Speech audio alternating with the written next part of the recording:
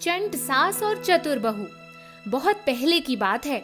कानपुर शहर में एक उषा नाम की औरत अपने बेटे विजय के साथ रहती थी। विजय एक कार्यकुशल और बहुत ही नेक लड़का था।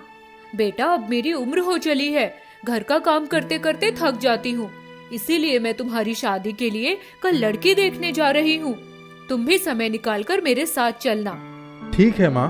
अगले दिन उषा अपने बेटे को साथ लेकर लड़की देखने जाती है। उषा और विजय को लड़की बहुत पसंद आती है और वे जल्दी से शादी भी तय कर देते हैं। उस लड़की का नाम त्रिशा रहता है। त्रिशा दिखने में बहुत सुंदर और समझदार होती है। कुछ ही दिनों में विजय और त्रिशा की शादी हो जाती है। शादी के बाद जब त्रिशा अपने ससुराल जाती है तो वह सब काम अच्छे से और जल्दी जल्दी खत्म कर देती है और फिर खाली समय में थोड़ा आराम करती है। एक दिन त्रिशा को आराम करता हुआ देखकर उषा उसके पास आती है। अरे बहू, तुम यहाँ आराम से सो रही हो, कपड़े कौन धोएगा? माँ जी, मैंने तो कपड़े धोकर सूखने के लिए भी डाल दिए। घर का पूरा काम खत्म करने के बाद ही मैं आराम करने के लिए आई हूँ। त्रिशा की ऐसी बातें सुनकर उषा चौंक जाती है। त्रिशा को आराम करता हुआ देखकर उषा को तनिक भी अच्छा नहीं लगता और वह सोचती है कि त्रिशा दिन भर घर के कामों में ही व्यस्त रहे। इसके लिए वह घर के नौकरों को भी काम से निकाल देती है। अब त्रिशा घर का सारा काम, झाड़ू पोछा बर्तन भी करने लगती है। एक दिन जब विजय दफ्तर से आता है तो देखता है कि त्रिशा घर में पोछा लगा रही है। यह देखकर विजय त्रिशा के पास जाता है। अरे त्रिशा, घर में पोछा तुम क्यों लगा रही हो? नौकर सब छुट्टी पर है क्या? नहीं, माँ जी ने नौकरों को काम से निकाल दिया। यह सुनकर विजय अपनी माँ के पास जाता है। माँ, आपने नौकरों को काम से क्यों निकाल दिया? विजय के मुंह से ऐसी बातें सुनकर उषा को मन ही मन बहुत गुस्सा आता है। अरे बेटा, वे नौकर अच्छे से काम नहीं करते थे, इसके लिए मैंने उन्हें निकाल दिया। ठीक है माँ, कल मैं घर के काम के लिए दूसरा नौकर ढूंढ कर रख लूंगा। फिर अगले दिन विजय घर के काम के लिए दूसरे नौकर रख लेता है, जिसके बाद त्रिशा को घर के काम से थोड़ी फुर्सत मिलने लगती है और वह खाली समय में फिर से आराम करने लगती है। उसको आराम करते हुए देखकर उषा मन ही मन बहुत गुस्सा करती है। अच्छा, तो यह महारानी जी मेरे घर में सोने के लिए आई हैं और मेरा बेटा भी इस लड़की के ही गुणगान करता रहता है। घर के काम के लिए मैं पैसे देकर नौकर रखूं। बहू, अब देखना मैं तुम्हारा आराम कैसे हराम करती हूँ और अपने बेटे को भी तुम्हारे खिलाफ कैसे करती हूँ। उसके बाद घर का सारा काम तुमसे करवाऊंगी, पैसे देकर नहीं। अगले दिन जब त्रिशा सुबह सुबह घर का खाना बना रही होती है, तभी उषा मौका पाकर रसोई घर में जाकर खाने में चुपके से बहुत सारा नमक मिला देती है। विजय के दफ्तर जाने का समय होता रहता है। त्रिशा, जल्दी से मेरे लिए नाश्ता लाओ। फिर त्रिशा विजय के लिए जल्दी से नाश्ता लगा देती है। विजय जैसे ही नाश्ता खाने के लिए अपने मुंह में डालता है, वैसे ही उसे थूक देता है। त्रिशा, आज तुमने खाने में इतना ज्यादा नमक क्यों डाल दिया? ये तो बिल्कुल खाने के लायक नहीं है। माफ कर दीजिए, लगता है गलती से नमक ज्यादा हो गया। अब तो मुझे दफ्तर भूखे ही जाना पड़ेगा, क्योंकि मैं दफ्तर के लिए बहुत लेट हो रहा हूँ। इतना कहकर विजय जल्दी से बिना कुछ खाए दफ्तर के लिए निकल जाता है। विजय के जाने के बाद त्रिशा बहुत दुखी होती है। आज मेरी गलती की वजह से विजय बिना कुछ खाए दफ्तर चले गए। अब से मैं इन चीजों का ध्यान रखूंगी। अगले दिन त्रिशा विजय के लिए बहुत ही स्वादिष्ट बिरयानी बनाती है, मगर जैसे ही त्रिशा बिरयानी बनाकर रसोई घर के किसी काम के लिए बाहर निकलती है, तभी उषा मौका पाकर जल्दी से रसोई घर में जाकर बिरयानी में बहुत सारे छोटे छोटे मिट्टी के कंकड़ पत्थर डाल देती है। जब विजय नाश्ता करने के लिए बैठता है, उसके पहले ही कौर में मिट्टी का कंकड़ आता है और वह तेजी से चिल्लाता है। त्रिशा, अगर तुम्हें खाना बनाने का मन नहीं करता है तो बोल दो ना, मैं उसके लिए भी नौकर रख लूंगा। रोज रोज का ये क्या नाटक है?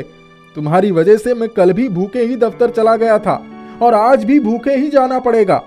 हर काम में काम चोरी करना तुम्हारी आदत सी बन गई है। अब तुम चावल भी अच्छे से साफ नहीं कर पाती और बोलती हो कि गलती से हो गई। इतना कहकर विजय गुस्से से भूखे ही दफ्तर निकल जाता है। विजय के जाने के बाद त्रिशा रोने लगती है। अरे, ये आजकल मेरे साथ क्या हो रहा है? मैंने तो आज उनके मनपसंद की बिरयानी बनाई, फिर उसमें कंकड़ कहाँ से आ गया? मैंने तो चावल भी अच्छे से साफ करके डाले थे। अगर मैंने चावल अच्छे से साफ करके डाले थे तो फिर उसमें कंकड़ किसने डाले? अब से मुझे खाना बनाते वक्त सतर्क रहना पड़ेगा। फिर अगले दिन जब त्रिशा रसोई घर में खाना बना रही होती है, माँ जी पता नहीं क्यों मेरे सर में बहुत दर्द हो रहा है। मैंने खाना पकने के लिए गैस पर रख दिया है। थोड़ी देर में आप जाकर गैस बंद कर दीजिएगा। मैं थोड़ा आराम करने जा रही हूँ। ठीक है बेटा, जा तू आराम कर ले, मैं कुछ देर में गैस बंद कर दूंगी। चलो अच्छा हुआ आज इसका सर दुख रहा है। अब तो मैं आराम से रसोई में जाकर खाने में ढेर सारा मिर्च मिला दूंगी। फिर देखती हूँ कि आज क्या तमाशा होता है। बेचारी त्रिशा। फिर उषा आराम से रसोई घर में जाकर खाने में ढेर सारा लाल मिर्च मिला देती है। मगर तभी त्रिशा चुपके से रसोई घर के पास खड़ी होकर अपनी सासू माँ की करतूतों को अपने मोबाइल फोन से वीडियो रिकॉर्डिंग करके रिकॉर्ड करने लगती है। फिर जब कुछ देर में विजय खाने के लिए बैठता है तो वह जैसे ही नाश्ता मुंह में डालता है, उसका मुंह मिर्च ज्यादा होने की वजह से जल उठता है। इस बार तो विजय के गुस्से का ठिकाना नहीं था।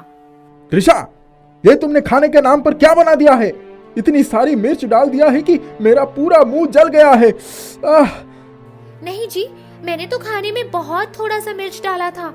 वह तो माँ जी ने जाकर चुपके से बहुत सारा मिर्च पाउडर खाने में मिला दिया। त्रिशा, अब तुम अपनी गलती मेरी माँ पर डालने लग गई। तुम्हें पता है ना तुम क्या बोल रही हो? फिर त्रिशा विजय को अपने फोन में रिकॉर्ड किया हुआ वीडियो दिखाती है। वीडियो देखने के बाद विजय के पैरों से जमीन खिसक जाती है और उसे अपनी माँ की सच्चाई का पता चलता है। माँ, तो इतने दिनों से आप खाने में कुछ न कुछ जानबूझकर डाल देती थी और मैं इतने दिनों से भूखे ही दफ्तर चला जाया करता था। आपकी ममता अब कहाँ चली गई? अगर आपको मुझसे और मेरी पत्नी से इतनी ही दिक्कत है तो हम लोग ये घर छोड़कर चले जाते हैं। इतना कहकर विजय अपने कपड़े का बैग लेकर घर छोड़कर जाने लगता है। मगर तभी त्रिशा विजय को रोक देती है और उसे घर छोड़कर नहीं जाने देती। ये आप क्या कह रहे हैं? इस समय तो आपकी माँ को हमारी ही जरूरत है और आप इन्हें बुढ़ापे में अकेला छोड़कर जाएंगे? आप ऐसा नहीं कर सकते। मैं आपको यह घर छोड़कर नहीं जाने दूंगी। त्रिशा की ऐसी बातें सुनकर उषा की आंखें भर आती हैं। बहू, मुझे माफ कर दो, मैंने तुम्हारे साथ बहुत गलत किया। फिर भी तुम मेरी इतनी फिक्र कर रही हो। तुम मेरे बेटे से कहीं बढ़कर हो। मुझे अपने किए के लिए बहुत पछतावा है। तुम लोग यह घर छोड़कर मत जाओ, नहीं तो मैं अकेले यहाँ घुट घुट के मर जाऊंगी। इतना कहकर उषा जोर जोर से रोने लगती है। अपनी माँ की ऐसी बातें सुनकर विजय अपनी माँ को गले से लगा लेता है और फिर उस दिन के बाद से त्रिशा अपने ससुराल वालों के साथ खुशी खुशी रहने लगती है। सास और नखरीली बहू। कमला ने पति के जाने के बाद अकेले ही शिवा और सुधा को बड़ा किया था। पति सरकारी दफ्तर में काम करते थे, इसलिए कमला को वही नौकरी मिल गई थी। शिवा होनहार था। उसने 15 वर्ष की आयु में ही पिता की जिम्मेदारी संभाल ली थी, पर होनी तो होकर ही रहती है। इतवार का दिन था। माँ, मैं पास वाले मार्केट जा रही हूँ, कुछ लाना है तो बता दो। नहीं, कुछ नहीं लाना, लेकिन बेटा जल्दी आ जाना। थोड़ी देर के बाद फोन की घंटी बजी। उधर से आवाज आई, हेलो जी, ये सुधा के घर के नंबर है? हाँ हाँ बोलिए, क्या बात है? मैं सुधा की माँ कमला बोल रही हूँ। जी, आपकी बेटी का एक्सीडेंट हो गया है, जल्दी आइए। शिवा, जल्दी चलो बेटा, सुधा का एक्सीडेंट हो गया है। माँ, कहाँ गई थी दीदी? पास वाली मार्केट तक ही तो गई थी मेरी बच्ची। दोनों के वहां पहुंचने से पहले ही सुधा की सांसें थम गई थीं। रोते कलपते सब कुछ किया। कमला और शिवा को इस सदमे से उबरने में कई साल लग गए। शिवा की शिक्षा पूरी हो गई। उसने MBA करके नौकरी कर ली। शिवा, 5 साल में ही मैं रिटायर हो जाऊंगी। एक अच्छा सा रिश्ता आया है, तुम लड़की देख लो तो मैं शादी के लिए हाँ कर दूं। माँ, अभी मैं शादी नहीं करना चाहता। एक बार लड़की से मिल तो लो। ठीक है माँ, आने वाले शनिवार को मिल लेंगे। शनिवार आया तो शिवा लड़की से मिलने चला गया। लड़की को देखकर वह ठगा सा रह गया। वो थी ही इतनी खूबसूरत। शालू की बड़ी बड़ी आंखें, लंबे बाल, गोरा रंग। बात करके उसने तुरंत ही हाँ कर दिया। घर आया तो माँ, मैं तैयार हूँ शादी के लिए। मैं कह रही थी ना कि एक बार देखकर तुम ना नहीं कर पाओगे। अभी बहुत तैयारी करनी है। माँ, जैसा तुम कहोगी वैसा ही होगा। कमला दूसरे दिन ऑफिस गई तो बहुत खुश थी। सभी लोगों को बेटे की शादी की सूचना दे दी। कुछ ही दिनों में शादी भी हो गई। बहू शालू आई तो कमला की खुशी का ठिकाना नहीं था। शिवा तो पहले से ही शालू का दीवाना हो चुका था। एक हफ्ते बाद जब सभी रिश्तेदार चले गए तो शालू की मम्मी सरला और पापा रमाकांत ढेर सारा सामान लेकर आए। मम्मी, मुझे अपने साथ ले चलिए, मुझे यहाँ बहुत घुटन होती है। क्यों, क्या हुआ? शिवा ठीक तो है ना? हाँ मम्मी, वो तो ठीक है, पर उसकी माँ। कुछ कहा क्या उन्होंने? कहा कुछ भी नहीं, पर शिवा हर बात में उनसे राय मशवरा करते हैं। मैंने कहा चलो मूवी देखने चलें, तो उन्होंने कहा मम्मी से पूछकर बताता हूँ। चलो मैं भी बात करती हूँ। शिवा, शालू को कहीं घुमाने लेकर नहीं जाते? आजकल की पढ़ी लिखी लड़कियों को इतने दिनों तक घर में बैठे रहने की आदत नहीं होती है ना। मम्मी जी, अभी तक तो सभी रिश्तेदार घर में थे, अब लेकर जाऊंगा। सरला और रमाकांत के जाने के बाद मम्मी को मेरी शिकायत लगा दी। और क्या, मैं घर में रहकर तंग आ गई हूँ। शालू, अगले हफ्ते ही हम दोनों की ऑफिस खुल जाएगा, तब माँ घर में अकेली ही रह जाएगी। इसीलिए मैं चाहता हूँ कि थोड़ा समय माँ के साथ भी बिता लो।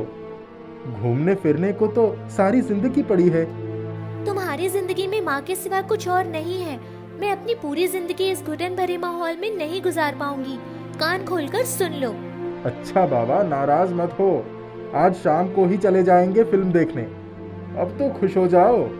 चलो चाय बनाते हैं, माँ को भी अपने हाथ की चाय पिलाते हैं और खुद भी पीते हैं। मुझे कोई चाय वाय नहीं पीनी है। जाओ, तुम ही बनाओ और अपनी माँ के साथ बैठकर पी लो।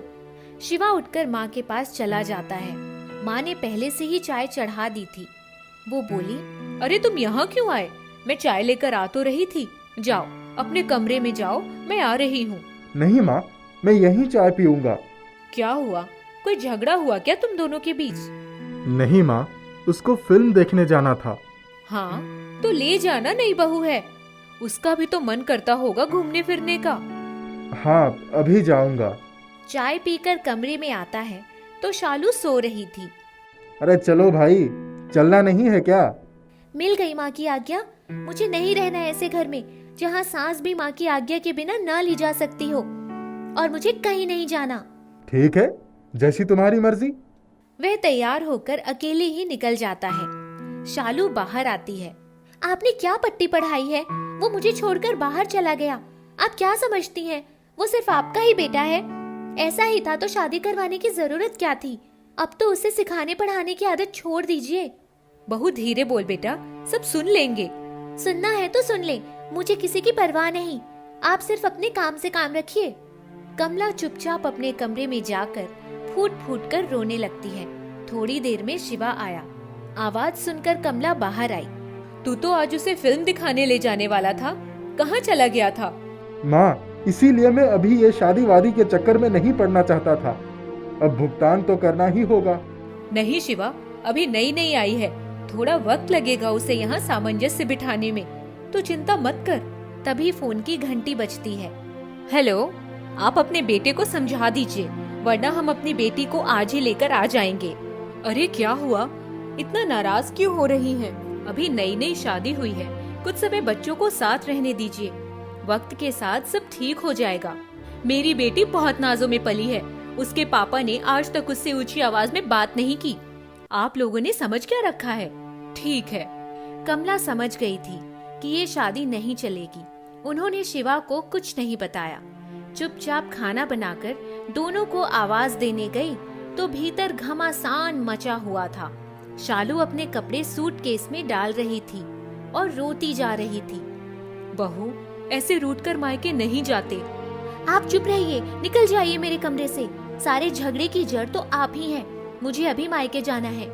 अच्छा तुम रहो, मैं कल सुबह ही अपने भाई के घर सहारनपुर चली जाऊंगी। बस। माँ, तुम कहीं नहीं जाओगी। जिसको जाना है वो चला जाए। इतने नखरे अपने माँ बाप को दिखाए। मुझे भी नहीं रहना है इसके साथ। तभी गाड़ी रुकने की आवाज आई और शालू अपना सूटकेस उठाकर चल पड़ी। किसी ने रोका भी नहीं। माँ, वो अमीर बाप की बिगड़ी हुई अमीरजादी है। जाने दो, हम पहले भी तो रह ही रहे थे ना। चिंता मत करो, अपने आप सब कुछ ठीक हो जाएगा। दूसरे दिन माँ, खाना बना दो। मैं सोच रहा हूँ ऑफिस चला जाता हूँ। ठीक है। शिवा ऑफिस चला गया। तब कमला ने शालू के घर पर फोन किया। हेलो, हाँ कहिए, किससे बात करनी है? बहन जी, शालू से बात करवा दीजिए। आपको जो कहना है अपने बेटे से कहिए। मेरी बेटी शॉपिंग पे गई है, आइंदा फोन मत कीजिएगा। कमला धम से सोफे पर बैठ गई। अपने बेटे का घर बसाने चली थी, बसने से पहले ही उजड़ता दिख रहा है। शालू अपनी सहेलियों के साथ घूम फिर कर आई। तेरी सास का फोन आया था, मैंने खूब खरी खोटी सुना दी। तभी रमाकांत जी आए। सरला, तुम्हारी जैसी माँ हो तो किसी लड़की को दुश्मन की जरूरत नहीं है। माँ अपनी बेटी को सही दिशा दिखाती है, तुम उसका घर उजाड़ने पर तुली हो। आप तो चुप ही रहिए। आपको दिख नहीं रहा बेटी कितनी उदास है? हाँ हाँ, तभी तो वो सहेलियों के साथ शॉपिंग करती हुई घूम रही है। रमाकांत जी बड़बड़ाते हुए चले गए। शिवा ऑफिस से वापस आया। माँ, मैं सोच रहा हूँ ऑफिस से ट्रांसफर लेकर कहीं दूर चला जाता हूँ। तुम क्या कहती हो? जैसे तुम ठीक समझो। शिवा अपनी माँ को लेकर बिना किसी को खबर किए बैंगलोर चला गया। शालू अपनी नौकरी में मस्त थी, उसे कोई परवाह नहीं थी। 2 साल बीत गए, किसी ने किसी के बारे में जानने की कोशिश नहीं की। एक दिन जब शालू ऑफिस में बैठी थी, तभी फोन की घंटी बजी। हेलो, मैं शिवा बोल रहा हूँ। मैंने तलाक का नोटिस भिजवा दिया है, साइन करके दे देना। ठीक है। घर आकर उसने माँ को बताया। रमाकांत जी ने सुना तो उसी समय उन्हें सदमा लगा और वो चक्कर खाकर गिर पड़े। अस्पताल भी नहीं पहुंच पाए और रास्ते में ही दम तोड़ दिया। क्रियाकर्म हो गया था। सारे रिश्तेदारों की भेदती हुई नजरें शालू पर टिकी हुई थी। सबके जाने के बाद, माँ, अब हम कहाँ जाएंगे? सरकारी बंगला भी चला जाएगा। बेटी, अब तू तलाक के पेपर्स पर साइन मत करना। लौट जा उसके पास। तेरे पापा की आखिरी इच्छा यही थी। माँ, अब मैं किस मुंह से लौटूंगी? पिछले 2 सालों में तो खैर खबर भी नहीं ली उन लोगों की। अपनी सास के पैर पकड़, माफी मांग, कुछ भी कर। शिवा को रमाकांत जी के मरने की खबर मिली तो माँ को लेकर आया। माँ जी, मुझे माफ कर दीजिए। पापा सही कहते थे, गलती मेरी थी। मैंने पापा को खोकर बहुत कुछ सीख लिया। कमला ने उसे गले से लगा लिया। सारे गिले शिकवे दूर हो गए। उसके बाद से शालू ने अपनी सास के साथ कभी भी ऊंची आवाज में बात तक नहीं की। घर बस गया था।